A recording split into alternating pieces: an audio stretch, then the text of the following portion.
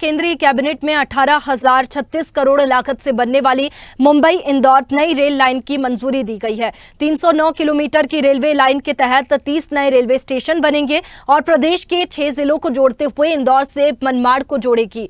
CM doctor Mohan Yadav ने प्रधानमंत्री नरेंद्र मोदी और रेल मंत्री अश्विनी वैष्णव के प्रति आभार किया है। और वहीं सीएम डॉक्टर मोहन यादव ने इंदौर में कहा कि इंदौर रेल लाइन की मंजूरी वाला दिन मध्य प्रदेश के लिए आजादी के बाद सर्वाधिक खुशी वाला दिन है।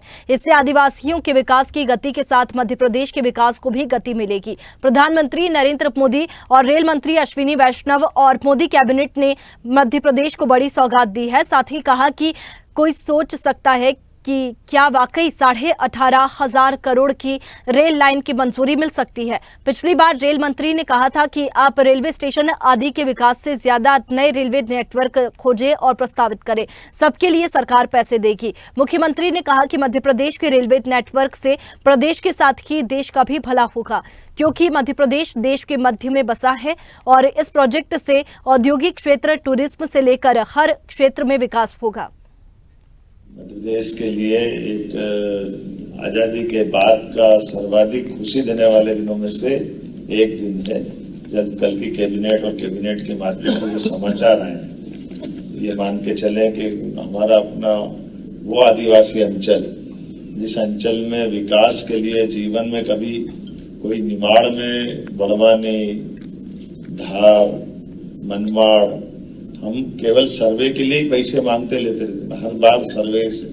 और मैं कई मामलों में पत्रकार साथियों को भी धन्यवाद दूंगा कि आप ये इशू को बनाते रहते थे और ये चलाते रहते थे, लेकिन केवल कागज पे चलने वाले सर्वे के बलबूते पर एक बहुत कार्यक्षम एक पूरा क्षेत्र, जिनकी अपनी वहां की ऊर्जा, उनकी ताकत, आदिवासी अंचल के अंदर की संभावना बड़े पैमाने पे थी, लेकिन उस पूरे पैमाने पर रेलवे के ट्रैक के अभाव के कारण से कई सालों से, आजादी के बाद से एक पलायन का बड़ा क्षेत्र अगर अपने पास था तो ये हमारा ये निमाड़ का अंचल, थोड़ा मालवा का अंचल, धार से लगा हुआ।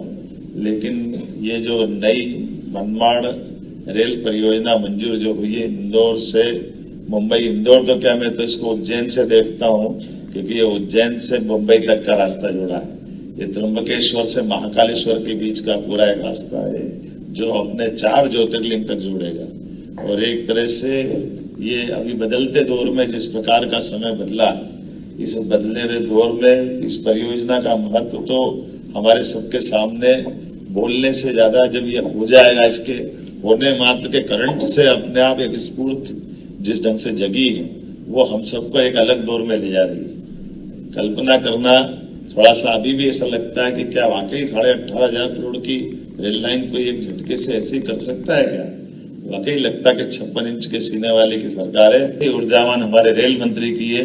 जब उनने पिछली बार जब मैं मिला दिल्ली में, उन्होंने कहा था कि हमारे आप ये रेलवे स्टेशन के विकास की, रेलवे स्टेशन के स्टॉल की, या ये तो परंपरागत डबल लाइन करना है, मीटर गेज से ब्रॉड गेज करना है, ये तो करते रहेंगे, आपको नए रेलवे नेटवर्क की बात करना चाहिए। और उन्होंने इतनी अच्छी बात कही माननीय वैष्णव जी ने, उन्होंने कहा कि मध्य प्रदेश में नए रेलवे नेटवर्क खोजना और वो प्रस्तावित करो, उन सबके लिए अपनी सरकार पैसे देगी। और उसमें उन्होंने जो पीछे का मंतव्य छिपा होता है वो और महत्व था, जिसके आधार पर उन्होंने कहा कि मध्य प्रदेश में रेलवे के नेटवर्क से मध्य प्रदेश का तो भला होगा ही, लेकिन मध्य प्रदेश बोलते ही देश का मध्य में है, इसलिए उत्तर, दक्षिण, पूर्व, पश्चिम चारों दिशा में अगर हमको जाना है तो मध्य प्रदेश से गुजरना है। तो ऐसे में मध्य प्रदेश के अंदर विकास करने में वो संभावना भी छिपी हुई है, जिसके कारण से देश की आवश्यकता है।